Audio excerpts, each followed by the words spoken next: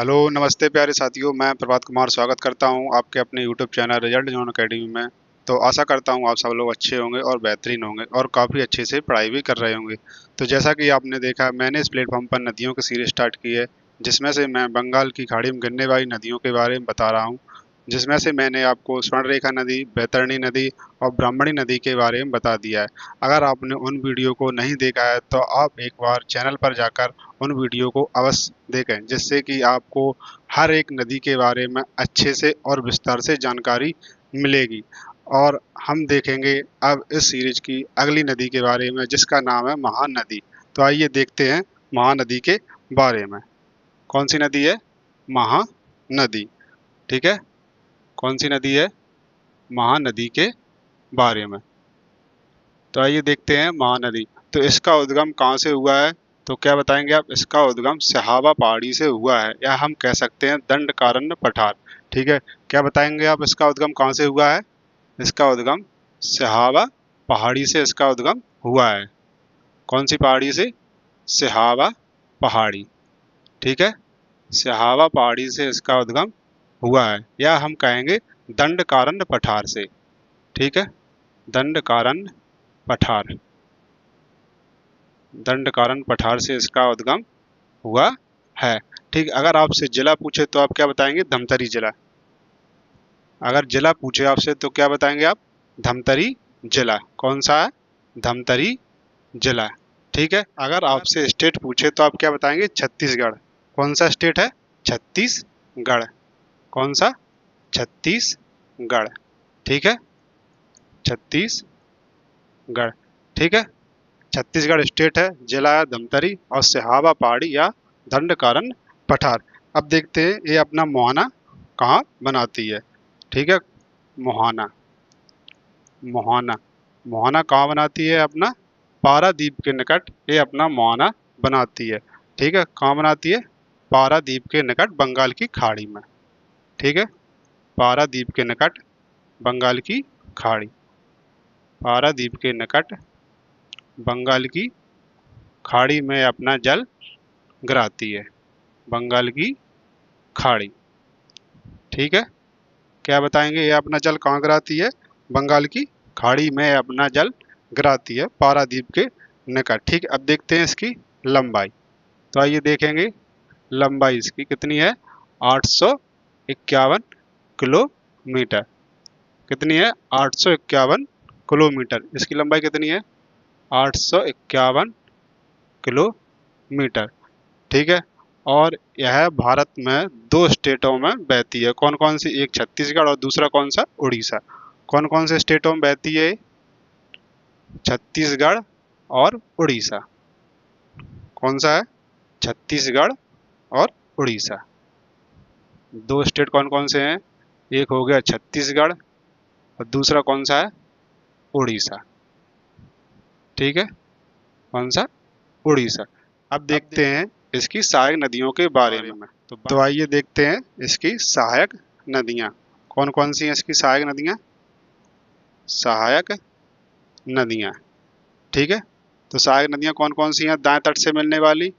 ओंग नदी है, जोंक नदी है और कौन सी? तेल नदी। कौन कौन सी हैं दाएं तट से? ओंग नदी,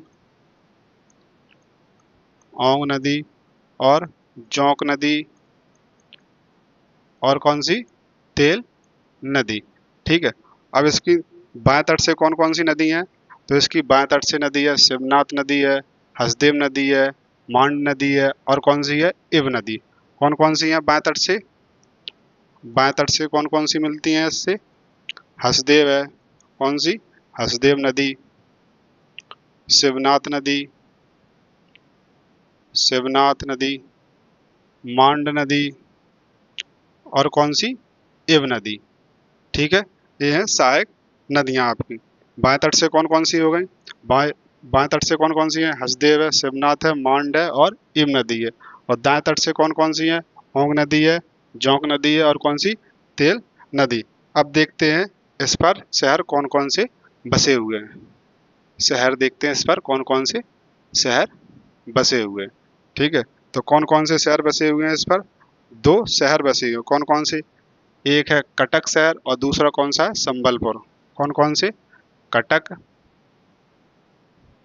कटक है, और कटक में राष्ट्रीय चावल अनुसंधान केंद्र स्थित है।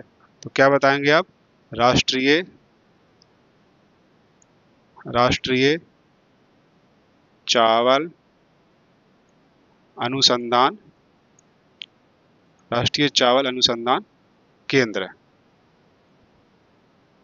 ठीक है, क्या है, राष्ट्रीय चावल अनुसंधान केंद्र स्थित है। ठीक है, और कटक कहाँ है, उड़ीसा में। कहाँ है कटक, उड़ीसा में। ठीक है, और कौन सा शहर बसा हुआ है इस पर, दूसरा संबलपुर। कौन सा शहर है, संबलपुर। कौन सा है, संबलपुर। ठीक है, कौन सा शहर बसा हुआ है, संबलपुर। अब इस पर देखते हैं बांध कौन कौन से बने हुए हैं। इस पर हीराकुंड बांध बना हुआ है। कौन सा बना हुआ है, हीराकुंड बांध बना हुआ है। ठीक है, तो देखते हैं इस पर बांध कौन सा है, हीराकुंड बांध। कौन सा है बांध, हीराकुंड बांध। हीराकुंड बांध इस पर बना हुआ है। ठीक है, हीराकुंड बांध कहाँ है, उड़ीसा में। कहाँ है, उड़ीसा में। हीराकुंड बांध भारत का सबसे लंबा बांध है। क्या कहेंगे, भारत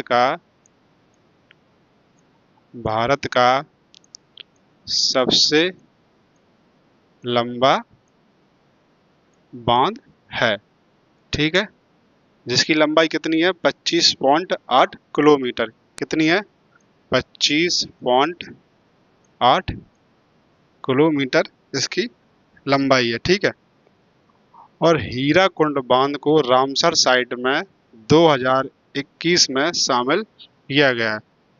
2021 में 2021 में रामसर 2021 में रामसर साइट में रामसर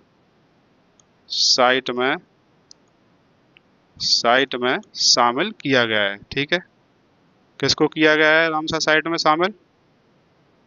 शामिल, किसको किया गया है, हीराकुंड बांध को। ठीक है, 2021 में रामसर साइट में शामिल किया गया है।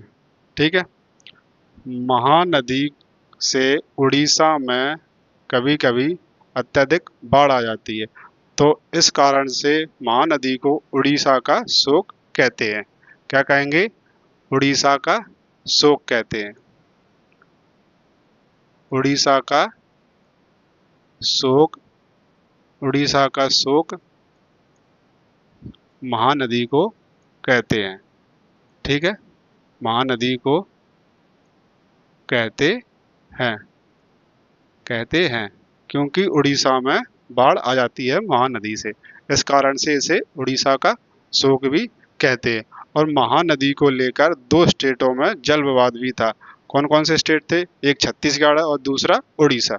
ठीक, कौन कौन से थे जल विवाद, जल विवाद, जल विवाद किन किन स्टेटों के बीच में था, एक छत्तीसगढ़ और दूसरा कौन सा था, उड़ीसा। ठीक है, कौन सा, छत्तीसगढ़ और दूसरा कौन सा, उड़ीसा। ठीक है, उड़ीसा। और यह जल विवाद कब से था, 2016। ठीक है, कब से था, 2016 से 2016 से यह विवाद था महानदी को लेकर। तो ठीक है, और महानदी के बारे में इतने ही पॉइंट थे, और आप एक बार इनको घर पर अच्छे से रिवाइज करना। ठीक है, और अगर वीडियो पसंद आए तो दोस्तों के साथ शेयर, लाइक और कमेंट कीजिएगा। अब मिलते हैं इस सीरीज की अगली नदी के साथ, तब तक के लिए जय हिंद, जय भारत।